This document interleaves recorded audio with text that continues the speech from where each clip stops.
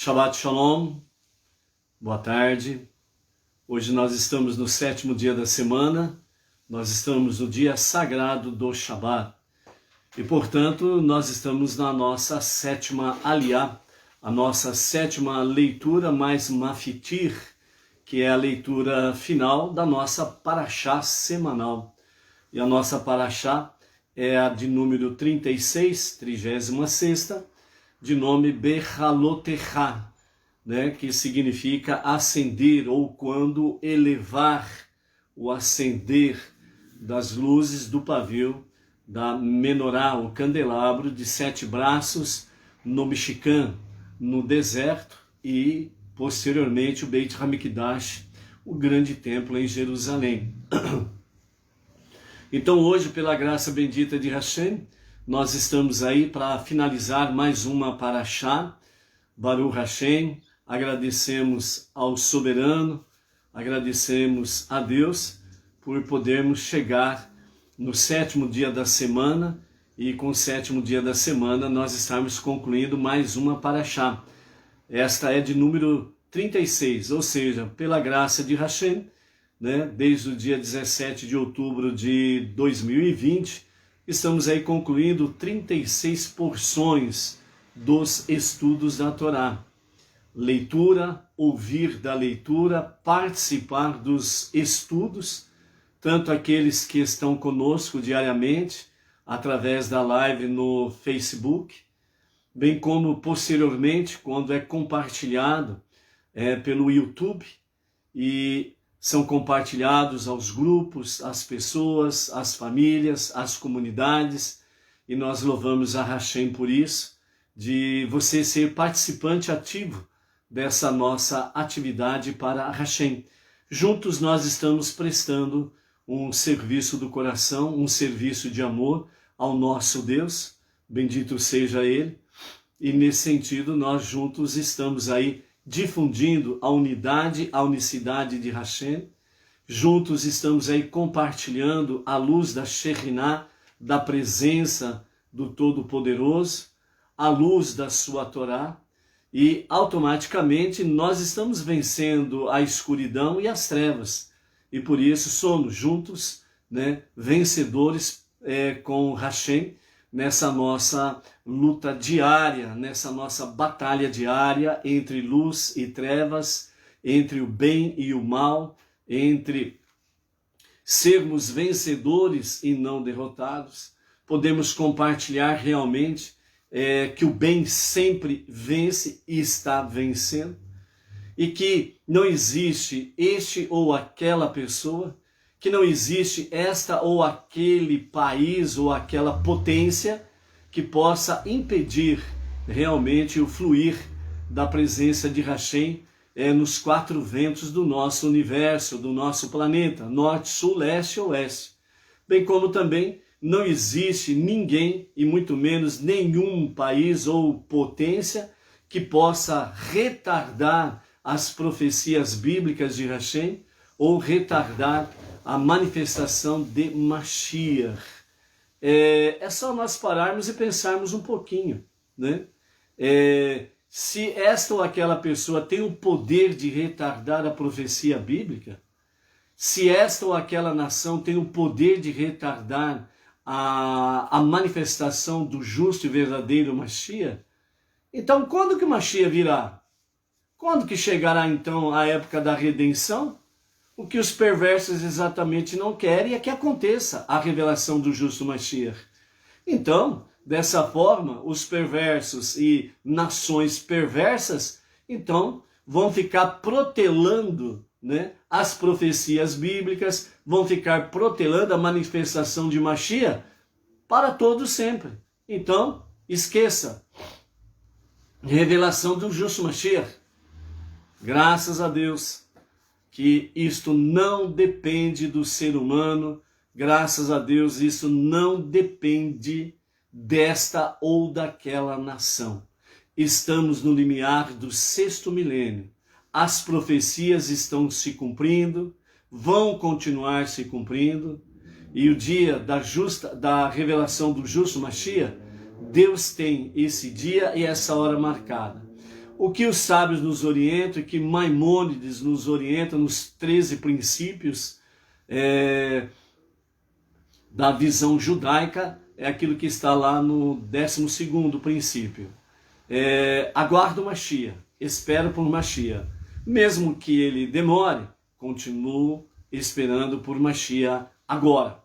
Então, tanto Maimônides como os sábios trazem para nós que a realidade é o seguinte: nós precisamos realmente ter uma esperança da revelação do justo Mashiach, não é para amanhã, nem depois de amanhã, não é para o ano que vem, mas é como diz os nossos sábios, a nossa esperança, o nosso aguardar realmente para a revelação do justo e verdadeiro Mashiach é para agora. E bendito seja Hashem, que seja para agora mesmo. Amém. Então essa é a viva esperança que nós precisamos ter e que os sábios trazem para nós. Então, portanto, amados, principalmente nesse limiar do 6º milênio, nós temos aí muitas especulações com referência à revelação do justo Mashiach, e nós precisamos estar atentos aí, seja vinda de judeu ou não judeu, nós precisamos estar voltados para a Torá. Essa é a questão, E não resta dúvida que as nossas lideranças rabínicas, em consonância com a Torá, sempre estarão trazendo aí realmente a expectativa dentro da Torá e que os sábios vêm trazendo aí. E nós precisamos tomar cuidados aí com mesmo certas colocações, mesmo que venha de lado judaico, nós precisamos estar tomando cuidado aí, ok? Porque as profecias bíblicas, elas estão aqui, dentro da Torá, Então nós temos aí a visão no momento propício, já falamos aqui outrora, e no próximo momento propício voltaremos a focar aqui novamente, a visão dos sábios, as questões que estão relacionadas com a iminente manifestação de Mashiach, ou seja, momentos que antecedem a manifestação do justo e verdadeiro Mashiach, Então, novamente, no momento mais propício, estaremos aí focando novamente essa questão aí. É que nos últimos dias, exatamente aí pelos acontecimentos lá em Israel, o ataque terrorista do Hamas contra a população civil, mais de 4.000 foguetes foram lançados contra Israel, Aí começaram a aparecer um monte de coisas e especulações, tanto do lado de alguns judeus como de outros não judeus, já falando aí, é o fim do mundo, é isso, é aquilo, e vai um monte de coisa aí, Já vimos aí que não é bem por esse lado aí. As coisas continuam acontecendo, a palavra bíblica está diante de nós, e por isso, realmente, como diz a Torá, a Torá, através dos seus escritos, é bem clara, que a Torá está muito perto de nós, perto do nosso coração, perto dos nossos lábios, da nossa mente, Nós só precisamos procurar cada vez mais fontes dignas de confiança para podermos dizimir qualquer dúvidas nesse sentido, E graças a Hashem que nós temos aí a nossa liderança, Bnei Noach Brasil, com o nosso Rav Yaakov Geranstad, que sempre tem trazendo de forma pontual a visão da Torá, a visão dos ensinamentos racídicos com referência a essas questões aí. Então, nós bendizemos a Hashem, porque nós estamos tranquilos, com referência aos acontecimentos aí do dia a dia, ok? Hoje nós estamos no dia 29 de maio do ano 2021 e pelo calendário judaico estamos no dia 18 de Sivan do ano 5781 a contar da criação, ok? Luiz Ribeiro Itaquera está por aí, Baruch Hashem, a Simone Cremonese Ferreira, Ribeirão Preto, a Nair Bauer, lá do Rio de Janeiro, Baruch Hashem, a Marli Stael Silva Monteiro, lá de Vitória, Espírito Santo. Temos aí a Carla de Costa, lá de Vila Velha, né, Santa Catarina. E mais alguém chegando aí, vai dando um Shabbat Shalom, para que a gente possa aí estar falando um Shalom para contigo. Hoje a nossa gota de sabedoria é de número 253, e nós entramos, né, ontem, nós entramos no grupo, né, de 18 ensinamentos que teremos. Ontem foi o primeiro, do grupo que traz o título de Entre a Mulher e o Homem. Então, né, já falamos aí os avisos, né, preparem as orelhas, principalmente os homens, né. Homens, sentem e preparem as orelhas. E que as mulheres continuem sendo as mulheres sábias, que sempre foram um ponto real e especial na história judaica, e para as mulheres não judias, que sejam a seguir esse exemplo das nossas matriarcas, das nossas grandes mulheres bíblicas, que nós temos aí tanto do ponto histórico bíblico, a partir da Torá, como também da história do povo judaico, através dos tempos. Então a gota de sabedoria de hoje, ela diz assim: muitos dos maiores tzadikim, dos justos, tinham esposas superiores a eles e filhas superiores a seus filhos. Assim foi com Abraham, Isaac e Jacob. Assim foi com Rabi Akiva e com Rabi Meir. Assim foi com muitos mestres ilustres do Hassidismo.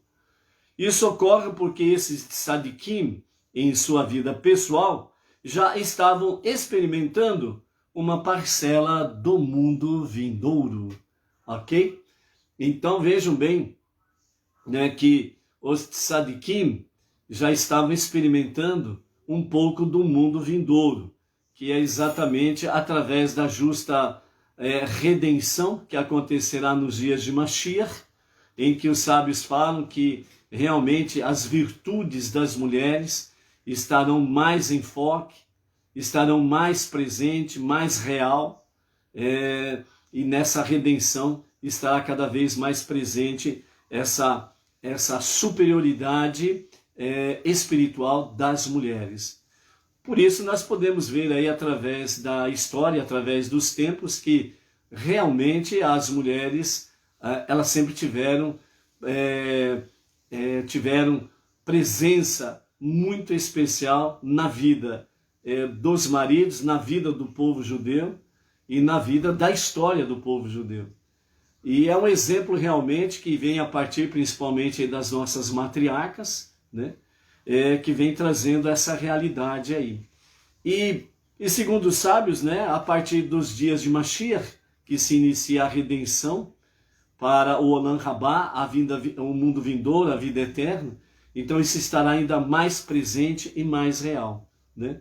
Então nós louvamos a Hashem e vamos ver aí dentro desse grupo de 18 ensinamentos entre a mulher e o homem, né? E aquilo que a própria Torá nos fala através do êxodo do Egito, né? As mulheres tiveram uma participação muito importante na redenção, na libertação do povo judeu do Egito, né? Então, louvamos a Hashem por isso, e é por isso mesmo que Salomão escreve em Provérbios, né? A mulher sábia, ela edifica o seu lar. Uma mulher sábia, ela edifica o seu lar, não existe nada que possa destruir o seu lar. Por isso que também diz o próprio verso, né, que a louca, ela destrói o seu lar. Realmente é esse paradoxo. Ao mesmo tempo constrói e ao mesmo tempo pode destruir. Então o poder espiritual da mulher do lado positivo ou negativo, é muito forte. E por isso, nesses últimos dias, Baruch Hashem, as mulheres estão cada vez mais fortes, mais presentes e também estão cada vez mais sendo elevadas a níveis espirituais, no sentido de poder fazer com que família, comunidades estejam cada vez mais arraigadas, né, na Torá para esta última hora, para esse último tempo, né? E que assim seja cada vez mais, porque faz parte, segundo os nossos sábios, da profecia dos últimos dias. Ok? Baruch Hashem. Hoje nós estamos então na nossa 7ª aliá.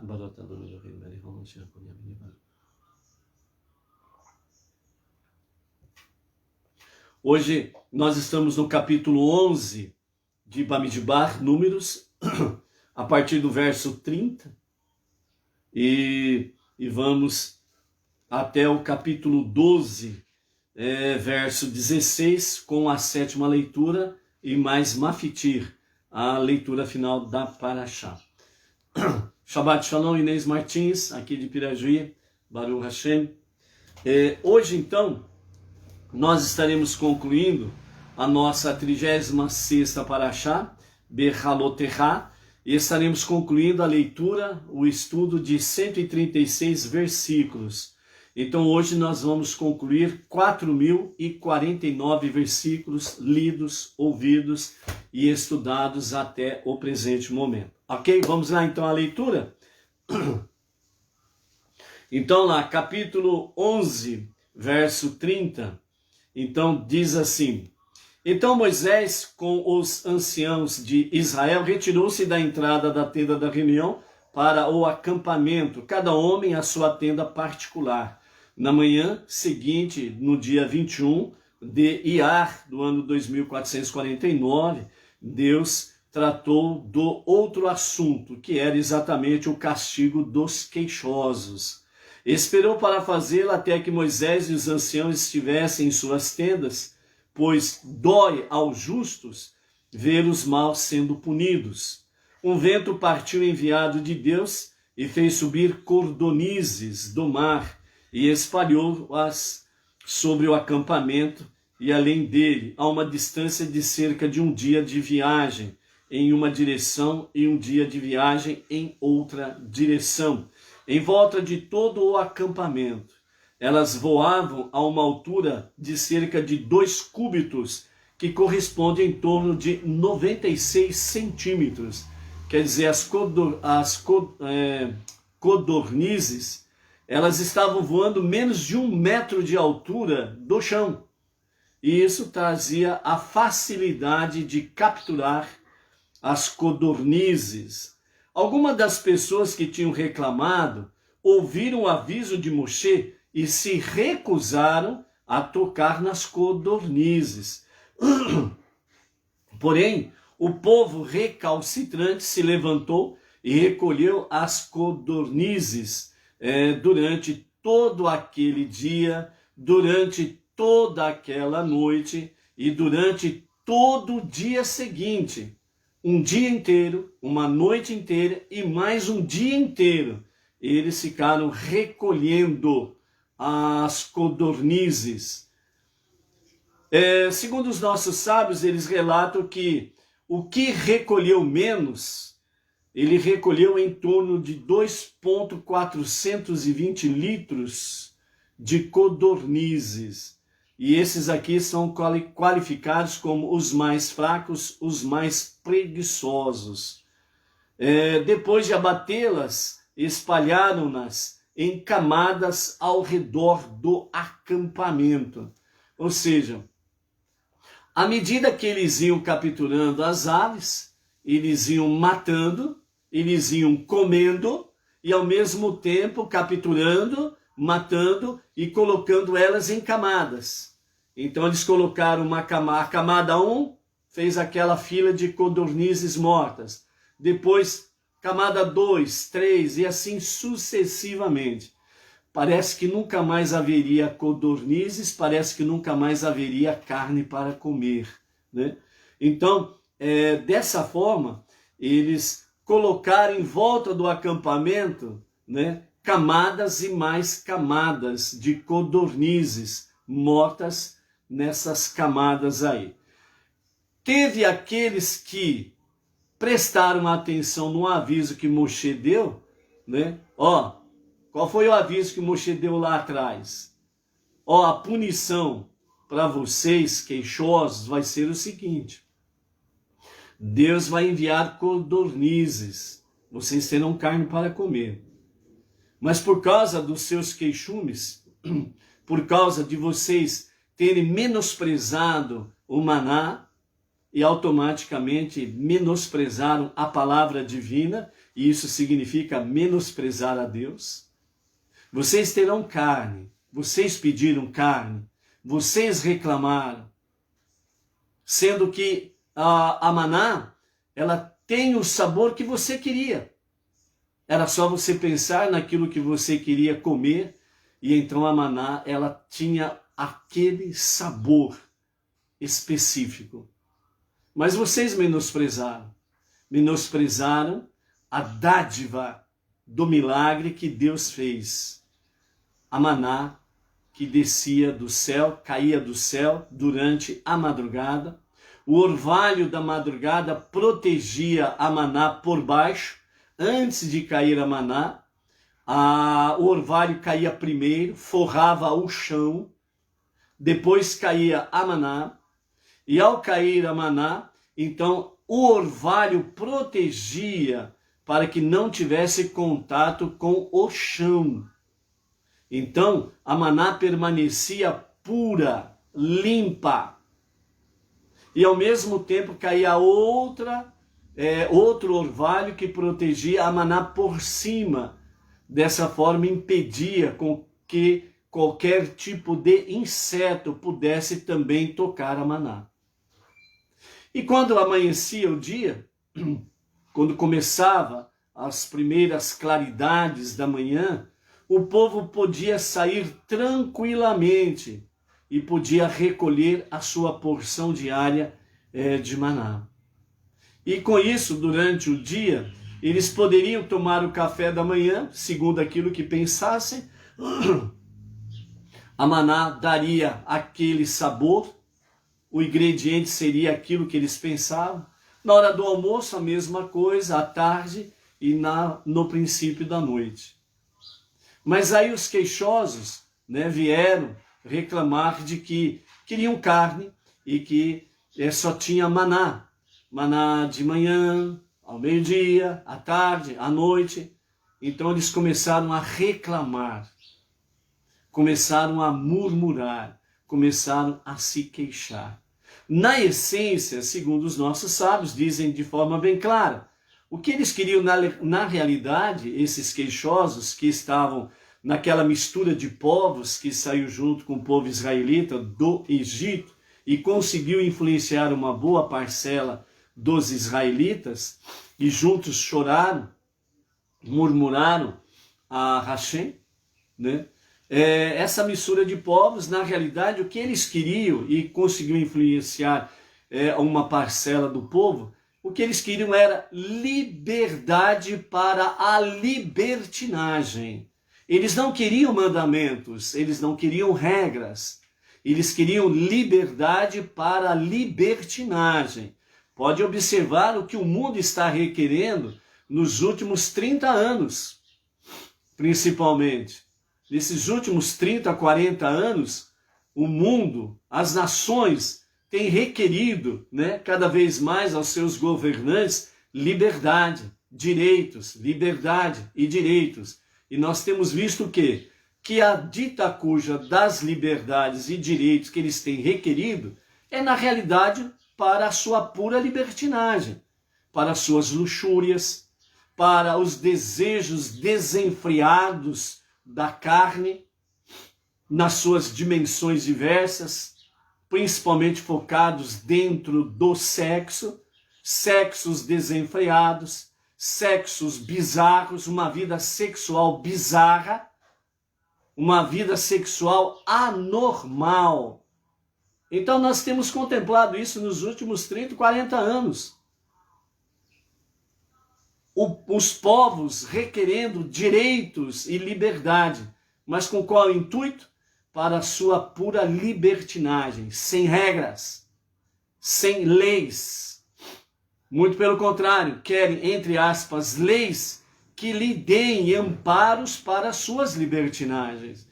E nós temos visto aí aonde que as nações têm caído, cada vez mais nos mais baixos níveis morais, éticos, espirituais, dentro do campo familiar, dentro do campo pessoal, dentro do campo profissional.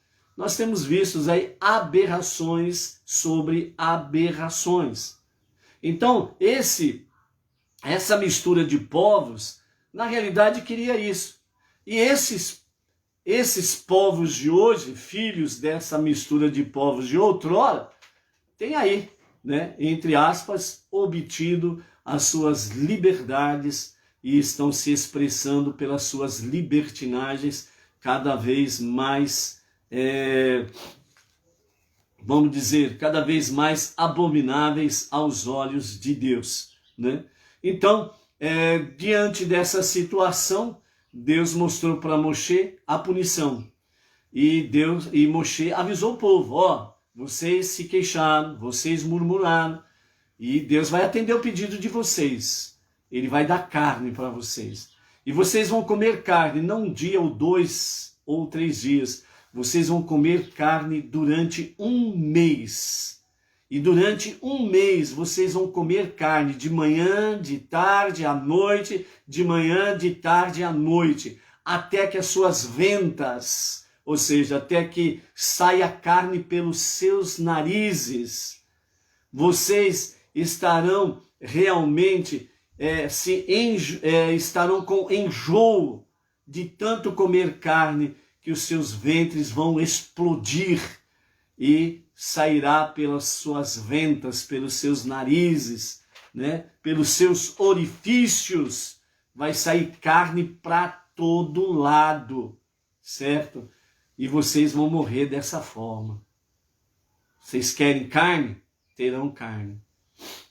E então aqui nós estamos vendo na leitura de hoje, aqui, né, dentro do verso 32, que teve uma boa parte de judeus que estavam contaminados pela mistura de povos. E quando começou a chegar as codornizes, então eles perceberam que o que Moshe tinha falado ia acontecer. Então, segundo Rashi, ele diz que algumas das pessoas que tinham reclamado ouviram, prestaram atenção no que estavam vendo e naquilo que Moshe disse. E eles se recusaram a tocar nas codornizes. Porém, aquele povo, aquela mistura de povos, né, recalcitrante, se levantou e recolheu as codornizes, né? Ao mesmo tempo que pegavam, porque elas voavam menos de 1 metro de altura do chão, eles pegavam, eles já matavam e já comiam ali prontamente, carne crua, sangrando, certo? E ao mesmo tempo iam matando, iam comendo, ao mesmo tempo iam matando, iam colocando em fileiras, colocando em montes, em torno do acampamento, né? Fazendo a sua reserva de carne para mais tarde. Mas Moshe tinha avisado, vocês terão carne durante 1 mês, as codornizes vão estar aqui no meio de vocês durante 1 mês. Vocês vão comer tanto que o estômago de vocês vai explodir e pelos seus orifícios vão sair carne para todo lado. Quem realmente prestou atenção, teve temor aos céus, não tocou. Se arrependeu, ou seja, fez techuvá, retornou a Deus, se arrependeu e foi colocar sua vida em ordem diante de Deus. E isso salvou a vida deles e a vida das suas famílias, né? Então, continuando no verso 33, conforme Deus dissera, alguns dos transgressores morreram enquanto a carne estava ainda entre seus dentes, antes que pudessem terminar de mordê-la. Os outros, apesar de se terem nauseado imediatamente, continuaram a comer por um mês inteiro. Mesmo então, a provisão de carne ainda era abundante e não se esgotara. Deus ficou furioso com esse povo, porque ele não se arrependera, e Deus infligiu a esse povo um golpe muito forte, matando-o. Aqui, segundo Rashi e nos demais comentários do Talmud, falam aqui que os transgressores morreram enquanto a carne ainda estava entre os seus dentes. Aqui os comentaristas, eles dizem assim, desse povo, mistura de povos, com seus queixumes, aqueles que eram um pouco mais justos do que os demais, se assim poderia se referir, né? Esses tiveram uma morte rápida, porque alguma coisa de bom fez e isso foi levado em conta. Então, quando eles cederam a essa carnalidade, então esses que eram um pouco mais justos do que os outros, quando eles pegaram das codornizes e começaram a comer, mesmo a carne ainda estando em seus dentes, como diz o versículo, os comentaristas dizem que estes morreram rapidamente. Então a morte deles foi rápida, porque tinha algum mérito de alguma boa ação. Quando se refere aos outros, apesar de se terem nauseado inicialmente, continuaram a comer, a comer, a comer e a comer, né? Chamá-los de glutão é pouco, é muito pouco, é um elogio ainda chamar de glutão, pelos seus desejos desenfreados, né? E então a carne era abundante e não se esgotara, e Deus ficou furioso com isto, porque eles não se arrependeram, e Deus infligiu a ele, essa parcela do povo, um golpe muito forte, matando-os. Então é onde que os comentaristas dizem que eles começaram, náuseas, vômito, eles começaram a expelir carne pelos seus orifícios, e os seus estômagos explodiram, e assim eles morreram, né? Por causa dessa abominação que eles praticaram, uma carnalidade desenfreada, né? Então, por isso, este lugar que ficou conhecido pelo nome de Kivrot Hatavá, Kivrot Hatavá, que significa sepultura dos desejos, que também ficou conhecido como sepultura ou túmulos da luxúria, né? Da luxúria. Então, eles colheram os frutos da sua luxúria, da sua carnalidade, eles colheram os frutos realmente dos seus desejos perversos carnais. E a morte foi realmente certa. Por quê? Porque não houve techuvá. Não houve retorno a Deus e, portanto, não houve o verdadeiro arrependimento. Então, essa foi a sentença para eles nesse sentido aí. Ok? Então, esta aqui é a parte que nós encerramos aqui no sentido sobre as codornizes. Agora, no capítulo 12, nós entramos sobre a questão da crítica de Miriam sobre Moshe, certo? Então, nós vamos ver essa questão aí.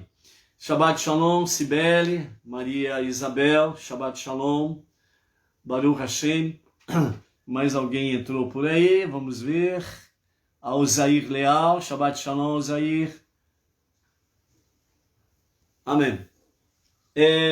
Então vamos ver aí essa parte agora que está ligado diretamente aos três irmãos mais famosos do povo judeu. Miriam, Aaron e Moshe. Então, capítulo 12, vamos lá. Miriam e Arão falaram sobre Moshe por causa de seu divórcio da mulher de reconhecida beleza com quem se casara, pois ele se casara com uma mulher de reconhecida beleza. Eles disseram: Deus falou apenas com Moshe, ele não falou conosco também? E ainda assim continuamos nossos casamentos normalmente? E Deus escutou o que Miriam estava falando com Arão. O homem Moshe era extremamente humilde, mais do que qualquer pessoa sobre a face da terra. Deus apareceu repentinamente a Moshe, a Arão e Miriam e disse: saiam vocês três para a tenda da reunião. Baruch Hashem, Luciana Rodrigues, Shabbat Shalom, Luciana. E então Deus apareceu repentinamente para Moshe, Arão e Miriam e disse: saiam vocês três para a tenda da reunião. E os três foram até a tenda da reunião. Deus desceu em um pilar de fogo e ficou diante da entrada da tenda, e ele chamou Arão, Miriam, e ambos saíram de perto de Moshe em direção à entrada do tabernáculo. E então o Eterno disse a Arão e Miriam em particular. Moshe não ouviria, ou não ouviu, melhor dizendo, o que Deus estava falando com Miriam e Arão. Cida Fernandes, Shalom, Shabbat Shalom. Então, porque, segundo Rashi, ele comenta, os demais comentaristas também falam na mesma linha. Quando Deus chamou em particular, né, Miriam e Arão, eles saíram de perto de Moshe, foram ao lugar mais próximo da entrada do tabernáculo, e Deus conversou com os dois e Moshe não ouviu a conversa, esse diálogo. E realmente os comentaristas falam que Deus não permitiu Moshe ouvir o que Deus estaria falando com seus dois irmãos, porque estava ligado diretamente a elogios para com Moshe. Então, Moshe não ouviu os elogios que Deus estava comentando com Miriam e Arão. Continuando, capítulo 12, e vamos continuar no versículo de número 6. Então o Eterno disse em particular, de forma que Moshe não ouvisse palavras de louvor sobre ele: por favor, ouçam minhas palavras. Quando alguém dentre você recebe profecia, Deus falando com Arão e Miriam.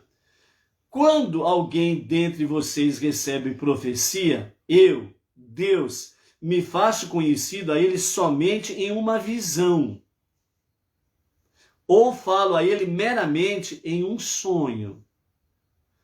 Mas este não é o caso com o meu servo Moshe. Dentre toda a minha casa, ele é o mais confiável.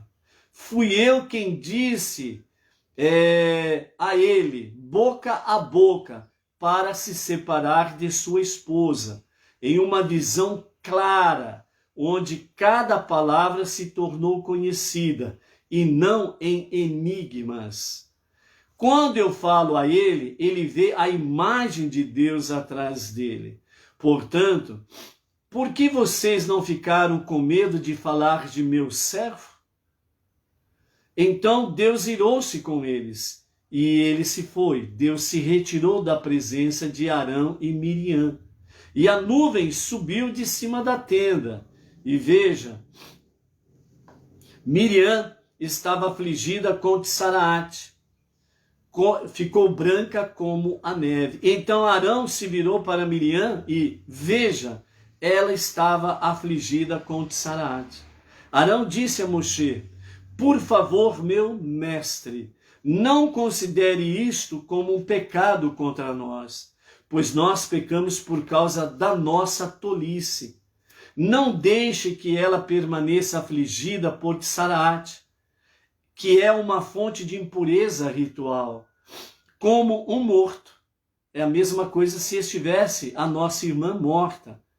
Quando a irmã de uma pessoa que sai do ventre de sua mãe é afligida, metade de sua própria carne é consumida. Moshe então implorou a Deus dizendo: El Narefa Nalá. El Narefa Nalá. Ou seja, por favor, Deus, por favor, cure-a. Aqui nós encerramos a nossa sétima aliá. E agora, do verso 14 a 16, uma fitira, a leitura final. Deus disse a Moshe: se o pai dela cuspisse em sua face de forma furiosa, ela não se sentiria humilhada e não apareceria por 7 dias? Quanto mais agora que Deus se irou ou se irritou com ela, deixe que ela fique enclausurada fora do acampamento por 7 dias. Depois disso, ela poderá retornar. Miriam ficou enclausurada fora do acampamento por 7 dias. O povo não viajou até que Miriam fosse trazida de volta. E então o povo partiu de Hatzeroth e eles acamparam no deserto de Paran. Então nós encerramos a nossa leitura da Parashá.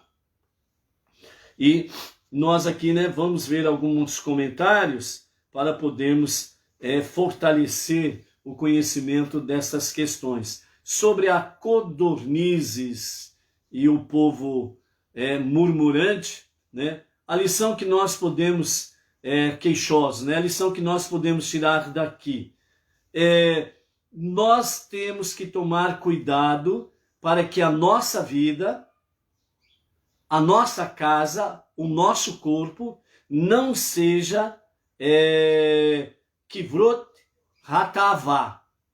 Kivrot hatavá, que é o quê?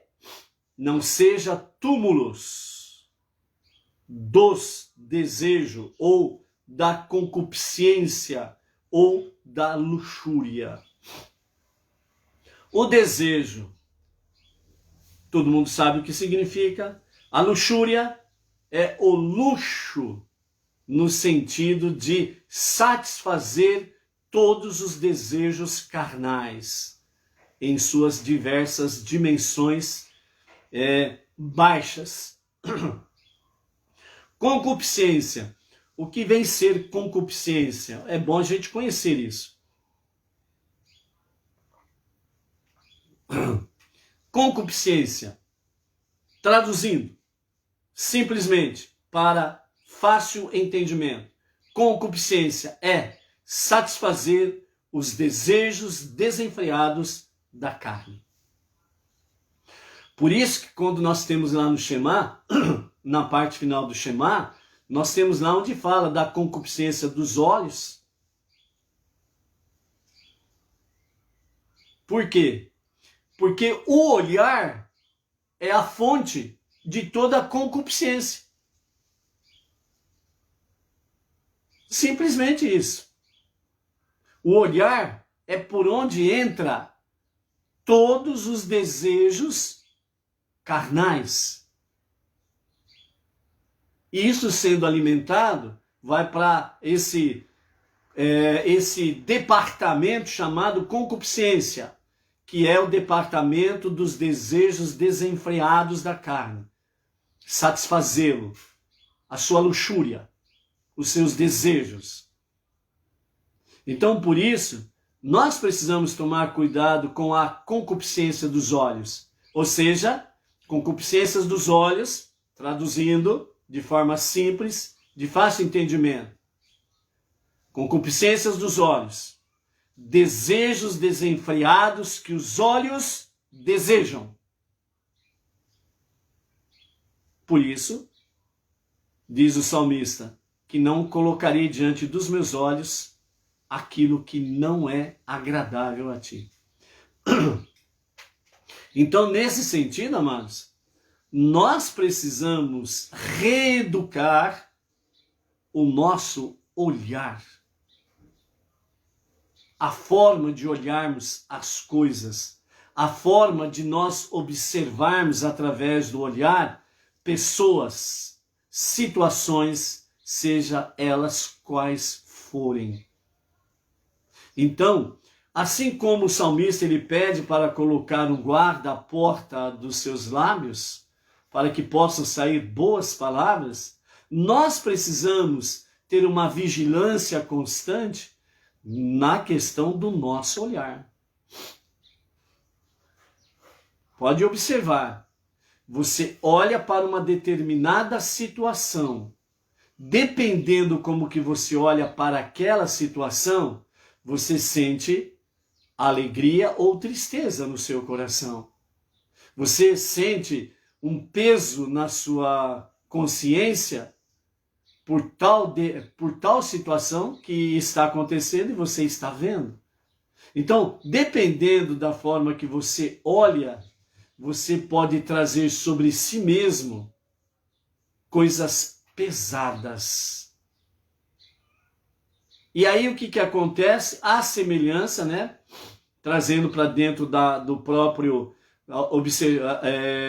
observância aqui da palavra, da Torá, Deus ficou furioso com esse povo. Por quê? Porque não houve techuvá, não houve retorno a Deus, portanto não houve arrependimento. E então, o que acontece? Deus se ausenta da presença dessas pessoas. E aí elas ficam entregues às concupiscências dos seus olhos, às concupiscências dos seus corações, às concupiscências dos seus desejos desenfreados. Então, por isso nós já vimos em outra aliá que se nós perdermos o foco da nossa alma divina, que precisa dominar a nossa alma animal, para poder corrigi-la, para poder trazê-la para a luz dos olhos de Hashem, a luz da sua Torá, se nós perdermos o foco desse objetivo da nossa alma divina que Deus nos dá, então o que acontece na vida da pessoa? A alma animal toma conta. Então a pessoa se torna realmente uma pessoa selvagem em todos os seus níveis. Ela se torna selvagem. E aí, concupiscências, desejos desenfreados da carne, carnalidade, libertinagem e por aí afora vai, é uma avalanche que não tem freio. E aí, misericórdia. Então, amados, aprendamos a olhar as coisas.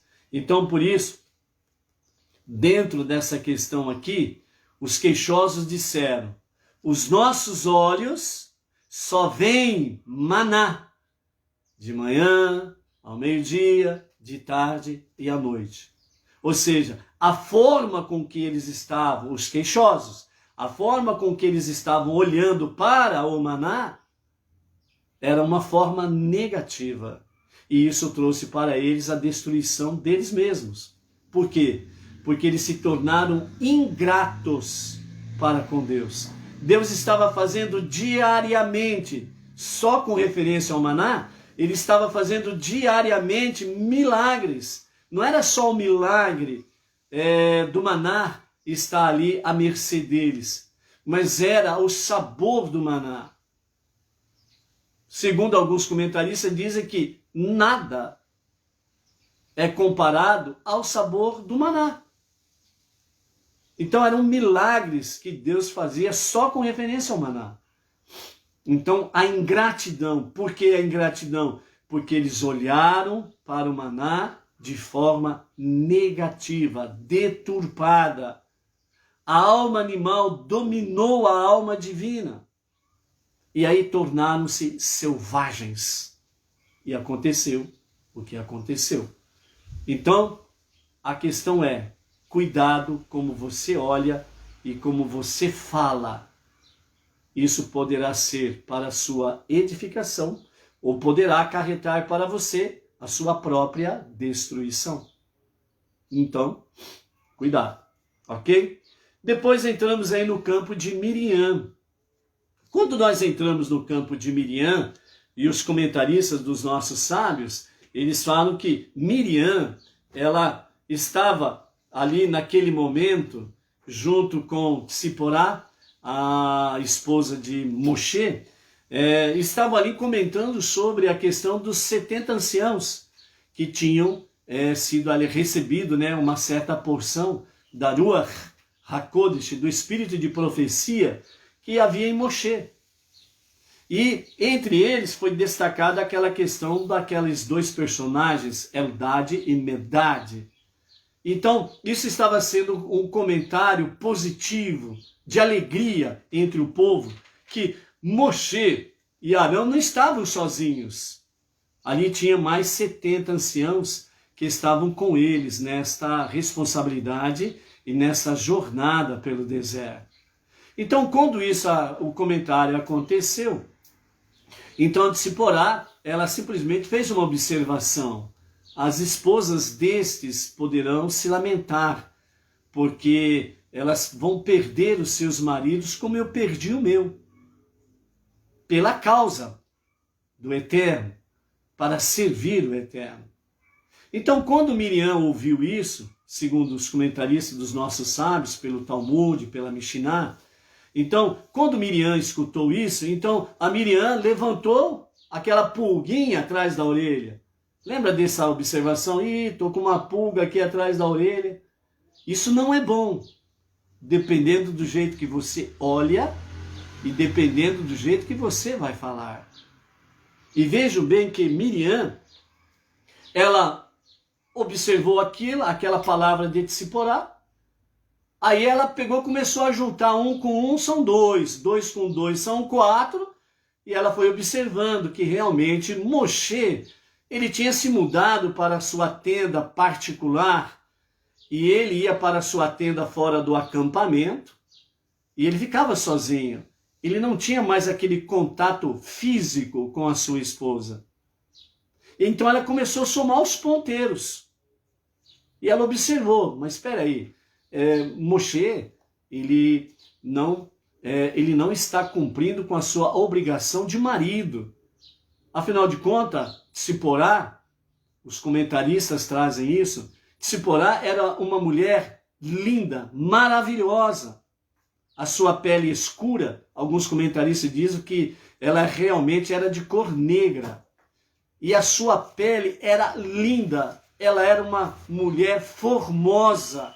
Era considerada a mulher mais bonita de todo o acampamento, por exemplo. Então, quer dizer, por que Moisés teria se separado de uma linda mulher? A sua esposa, além de ser linda, também os comentaristas diziam que Miriam comentou sobre as qualidades dela como esposa, como mãe, e também uma mulher entre as mulheres do acampamento, um exemplo, sempre ali ajudando essa, ajudando aquela, sempre presente com palavras de sabedoria. Então Miriam, ela teceu comentários positivos com referência a Tzipporá. Em momento algum, Miriam falou mal da esposa de Moshe. Também, né, nessa observância, ela então falou, mas por que Moshe se separou da sua mulher? Então ela percebeu realmente que Moshe tinha se divorciado da sua esposa. E então ela vai e procura Arão para conversar com ele sobre aquilo que ela observou. Ela olhou, observou. Agora ela vai procurar Arão e vai falar. Então aí que está. Ela olhou de forma positiva. Ela pensou de forma positiva sobre a mulher de Moshe, Tzipporá.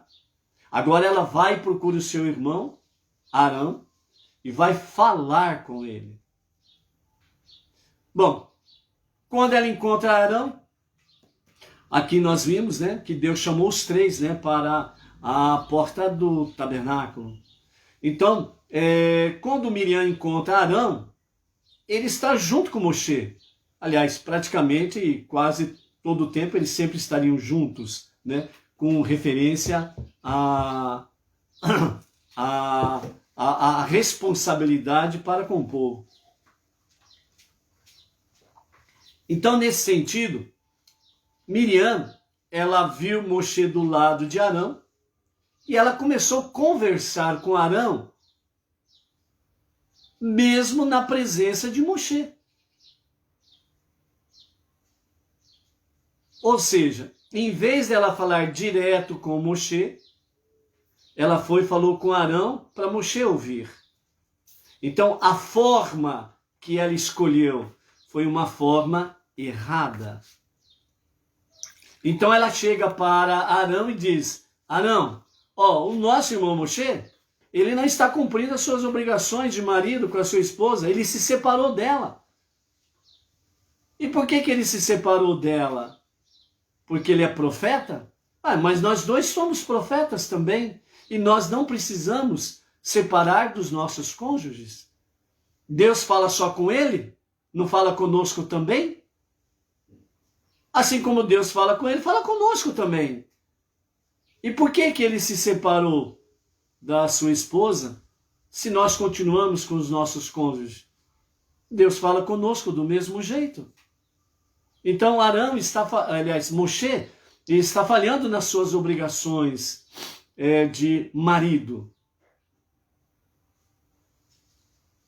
Analisando todo o escopo do comentário de Miriam, os comentaristas dizem que Miriam, ela foi e falou algo que é correto e legal. Ela não falou nada de errado. O erro de Miriam, ela foi a forma com a qual ela falou, a fórmula com que ela escolheu para se expressar. Ou seja, Moshe estava do lado de Arão. A forma correta seria ela chamar Moshe em particular e conversar com ele em particular. Meu irmão, o que está acontecendo? Eu vi e escutei tal coisa. Por que isso aconteceu? Por que você se separou da sua esposa? Então essa seria, segundo os comentaristas, a fórmula correta de Miriam ter resolvido as suas dúvidas e não falar de Moshe na presença dele e não diretamente para ele, mas falar pelo seu irmão. Sabe aquela briguinha de irmãos? Vamos trazer um paralelo, vamos fazer uma analogia, ok? Vamos fazer uma analogia. Sabe aquele momento que os irmãos estão brincando? Chega num determinado momento, um se desentende com o outro. Né? Então, um diz para um dos irmãos, né? Estão ali em 3. Vamos usar o número 3 aí, específico para o nosso caso aqui, nesta analogia. Então, os 3 estão brincando, de repente um dos 3 se desentende com um dos outros 2. Então, esse diz assim para o seu irmão, fala para o teu irmão aí, que não é bem assim as coisas não. Fala para o teu irmão aí, viu? Aí o outro que escutou vai lá e fala, ô fulano, a nossa irmã disse tal coisa. Aí ele pega e responde, fala para tua irmã que é assim, assim, assim, assado. Entendeu? Então nessa analogia, para nós entendermos essa conversa entre Miriam, Arão e Moshe. Então, Miriam estava dizendo, Arão, Moshe é profeta? Nós também somos. Deus fala com Moshe? Também fala conosco. Então fala para o teu irmão aí, Moshe, Deus fala com você, ele fala conosco também, ele não fala só com você. Aí Miriam continua, Arão, Deus não falou conosco para nos separarmos dos nossos cônjuges. Então fala para o teu irmão aí, por que ele se separou do seu cônjuge? Entendeu? Essa conversa, nessa analogia. Então, os comentaristas, eles trazem para nós essa visão. Dentro disso daí, Moshe, ele foi chamado de o homem mais humilde da face da terra. E também, segundo os comentaristas, falam que posterior a Moshe não houve nenhum homem humilde como Moshe. Moshe, ele ouviu tudo e ficou em silêncio. Ele não se defendeu. Ficou em silêncio. Aí Deus ouviu.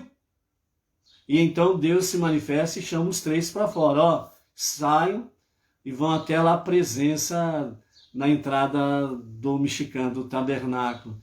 eu tenho uma conversinha para falar com vocês. E os três foram. Deus chamou Arão e Miriam em particular, um pouco mais distante de Moshe, e então Deus realmente falou com Miriam e Moshe nesse sentido, né?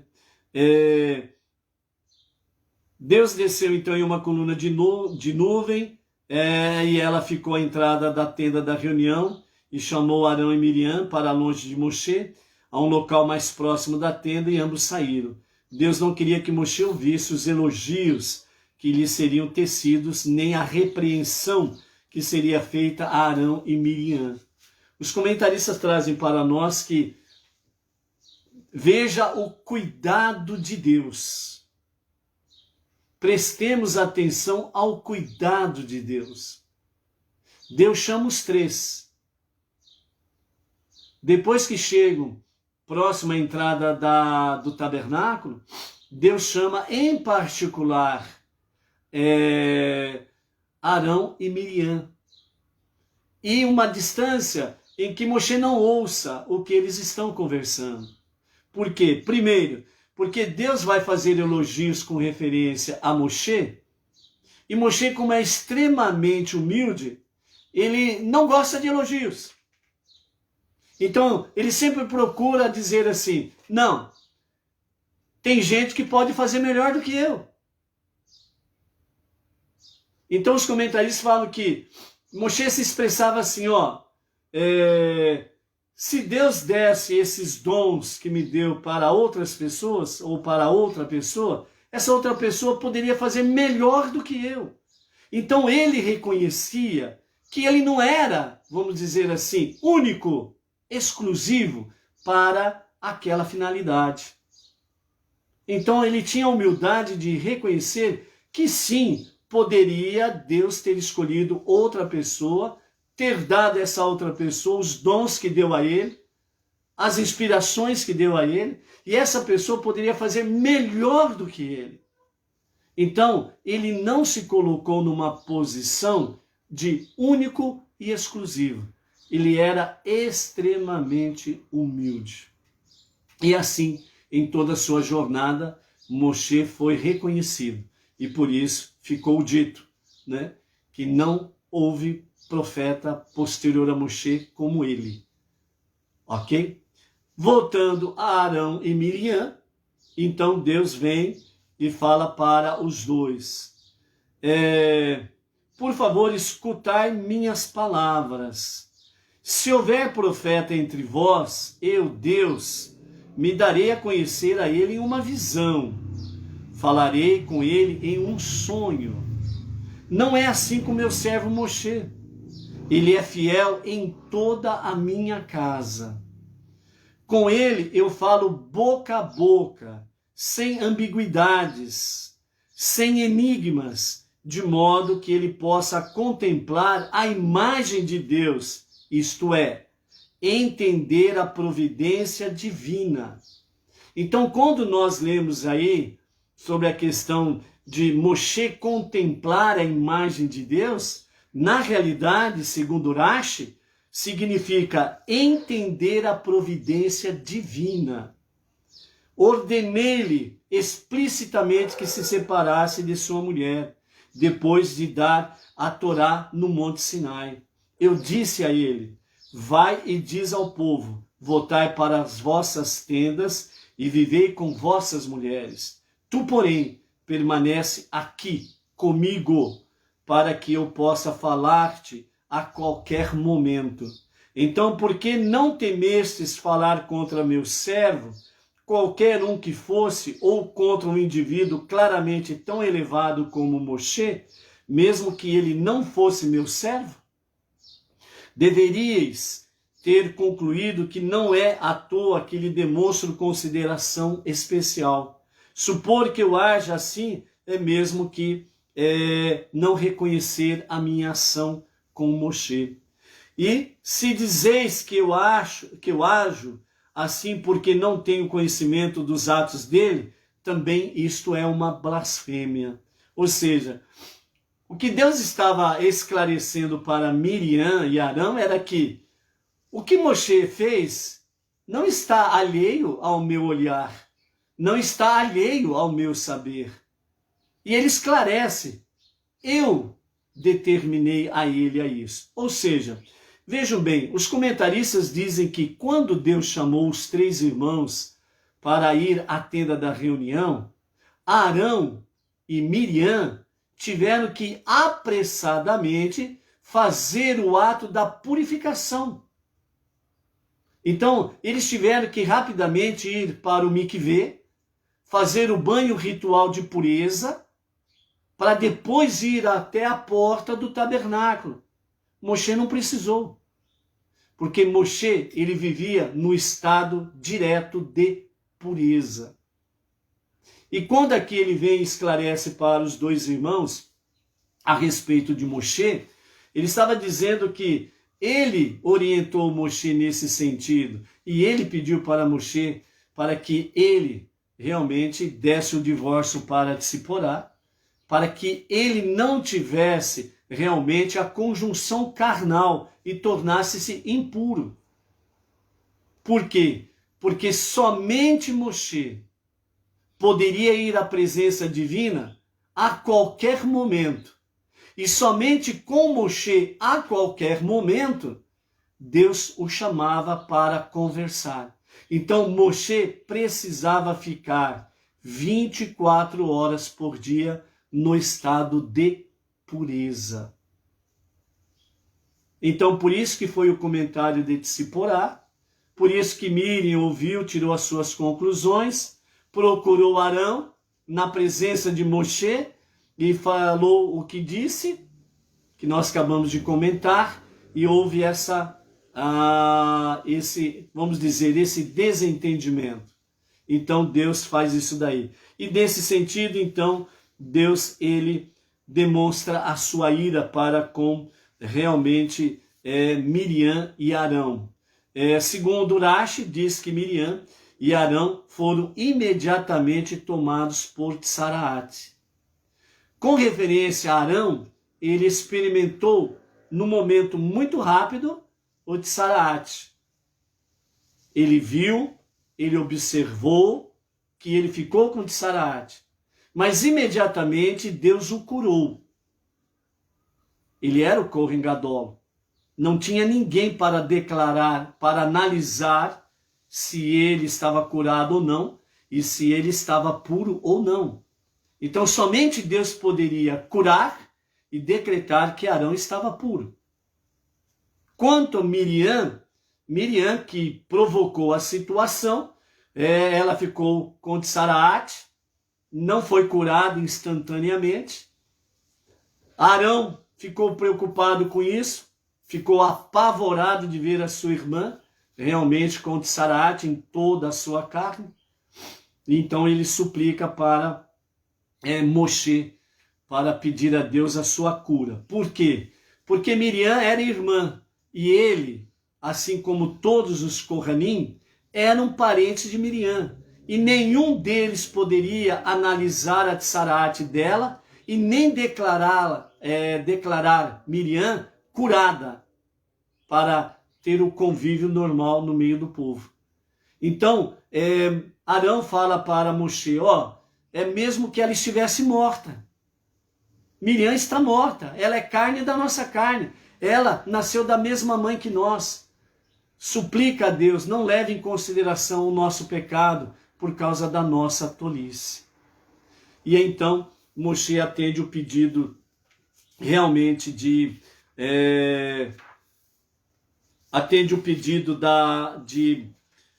Arão, e Deus, aliás, Moshe então ele suplica a Deus dizendo, um pedido de cura simples, objetivo e curto. Em El Narefá Nalá. El Narefá Nalá, que significa, por favor, Deus, por favor, cure-a. Esta foi a prece de Moshe para Miriam.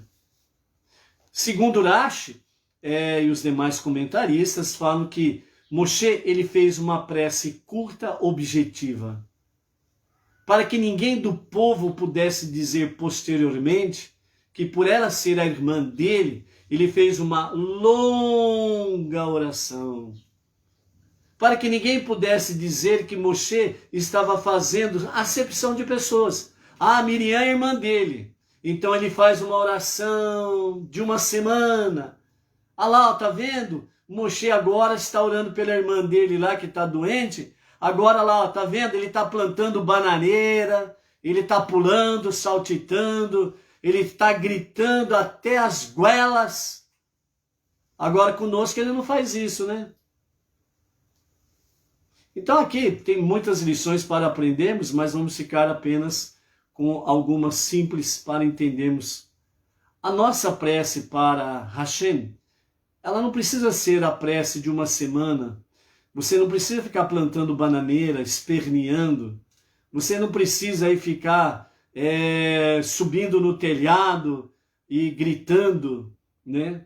Perturbando o seu vizinho com as suas preces. E por aí afora vai.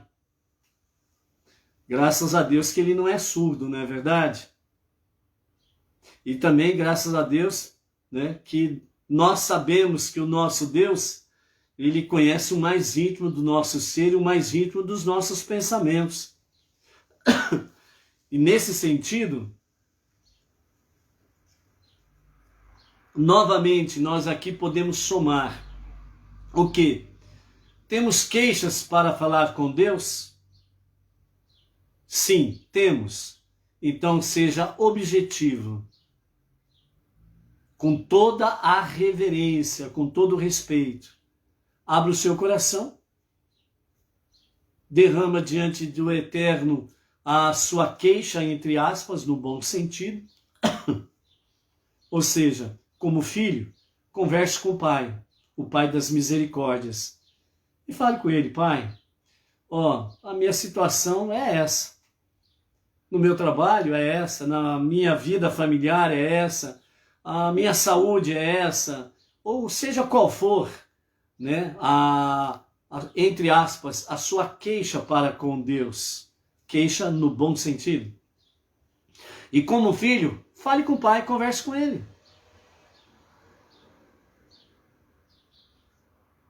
E precisa ser objetivo, não precisa de rodeios. Ele conhece o que vai no teu coração, ele conhece o mais profundo dos teus pensamentos. Antes de você falar qualquer coisa, ele conhece. Apenas ele quer te ouvir. Ele quer falar com você. O Pai, o nosso Pai Celestial, ele quer ter esse diálogo conosco através das nossas preces. Sejam elas as recitadas, mas também a nossa prece espontânea. Que você simplesmente vai conversar com as suas palavras para com o Pai. E você não precisa ficar fazendo rodeio, né? Você seja objetivo. É assim, assim e assim. E eu peço a Ti, meu Pai, que Tu me dês soluções assim, assim e assim. Que seja da Tua vontade isso. Caso não seja do jeito que eu estou pedindo, que prevaleça a Tua vontade acima de qualquer questão. Porque o Senhor sabe o que é bom para mim. Mas Ele quer te ouvir. Ele quer conversar contigo. Ele quer falar conosco. Então, essa é uma das grandes lições que nós aprendemos aqui. Assim que Miriam foi curada pela prece de Moshe, ela foi curada imediatamente. Ela não ficou com Tsarate 7 dias. Ela foi curada imediatamente. E o Eterno deu a sentença no sentido de que ela ficasse 7 dias separada do acampamento, como acontece com todo aquele que pratica Lashon Hará. E fica separado realmente do acampamento. Ela foi curada, ficou 7 dias, né? Segundo Rashi, nos comentários, né, fala que devido ao agravamento da situação, ela deveria ficar 15 dias separada, fora do acampamento. Mas pelos méritos de Miriam, Deus então disse que ela fique apenas 7 dias. Segundo os sábios falam que esse era o mérito de Miriam, pelo cuidado que ela teve com o próprio Moshe, quando ela acompanhou Moshe bebê no cesto, quando foi lançado no rio Nilo. Então ela ficou, em todo o trajeto acompanhando Moshe, até que a filha do faraó encontrasse o cesto, visse o bebê, viu, ela presenciou que a filha do faraó tentou, através de várias mamas de leite egípcias, para dar de mamar a Moshe, e nenhuma foi aceita por Moshe, e então ela se apresentou à filha do faraó, dizendo que se ela concordasse, ela rapidamente encontraria uma ama de leite, uma ama de leite judia para aquele menino. E a filha do faraó concordou e ela foi buscar uma ama de leite. Exatamente quem? A mãe dela, a mãe de Moshe e a mãe de Arão. Então, esse mérito de Miriam, veio com que ela realmente ficasse apenas 7 dias, e por esse mérito também, ela também, todo o acampamento ficou parado, enquanto Miriam não foi reintegrada no meio do povo, o acampamento não levantou, permaneceu. Então, pelos méritos de Miriam, o acampamento ficou parado 7 dias, até Miriam ser reintegrada. E Miriam, ela foi reintegrada por Deus. Os Kohanim, Imen, o Kohen Gadol, poderiam analisar se ela estava ou não ainda com Tsarat, e nem eles poderiam declarar que Miriam estava pura, porque ela era parente deles. Quem decretou foi o próprio Deus. O próprio Deus, mesmo nessa punição para com Miriam, ele cuidou, protegeu e tratou com amor e carinho a Miriam. E ela foi reintegrada ao povo. E então, no dia 28 de Sivan do ano 2449, o povo partiu de Hatzerote e acampou em Rimá, na fronteira da terra de Israel, em frente a Kadesh Barnea, que também se localiza no deserto de Parã. E assim perderam 1 mês em Kivrot Hatavá e 1 semana em Hatzerot, mas a essa altura ainda estavam prontos para entrar diretamente na terra de Israel. Até aqui, o povo estava apto a entrar diretamente na terra prometida. Eles poderiam entrar na terra prometida ainda naquele momento, mas não entraram. Por quê? Nos próximos capítulos nós veremos o porquê. Voltando, então, nessa questão, outra lição que nós aprendemos aqui, mesmo que seja verdade que você possa falar referente a alguém, não fale para os outros. Se você quer comentar alguma coisa, com bons olhos, bons pensamentos, e acima de tudo, com um coração amoroso, procure a pessoa em particular e converse com ela. Em particular. E aquilo que você conversar em particular com aquela pessoa, não saia tocando o trombone. Não saia tocando a corneta e falando pelos cotovelos que você esteve com a pessoa X e falou poucas e boas para ela. Isso daí é carnalidade. E olha a consequência dos queixosos, olha a consequência dos carnais e codornizes, Então, cuidado com isso daí. E um outro detalhe, muito mais importante ainda.